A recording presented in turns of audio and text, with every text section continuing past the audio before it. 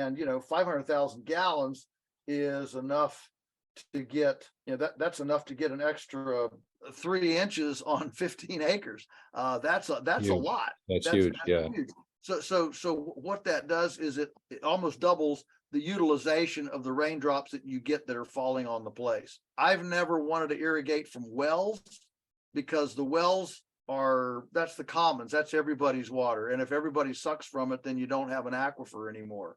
And Right. so what I want to do is be a beaver, be like the beavers, and let's trap that surface runoff, and then we can use it strategically, at other times of the year. Yeah, absolutely. So, okay, that's definitely something that I'm going to be looking into for sure. Is we can definitely do a lot better there, because that's one area that right now we have no, we're not reutilizing any of the water that's dropping, even though we have, Right.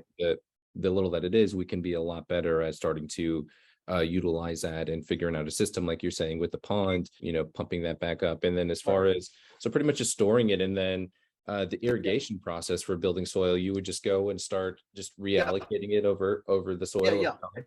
Exactly. You pick a couple acres and strategically work on them and try to get that, better vegetation. I'm sure you have a lot of bare soil. So if you can just pick a couple of acres and say, okay, we're going to concentrate on that this year, and let's try to dump that water here and get your vegetation, quadruple there. Well, then you're going to have less runoff because the vegetation's going to trap your runoff. Gotcha.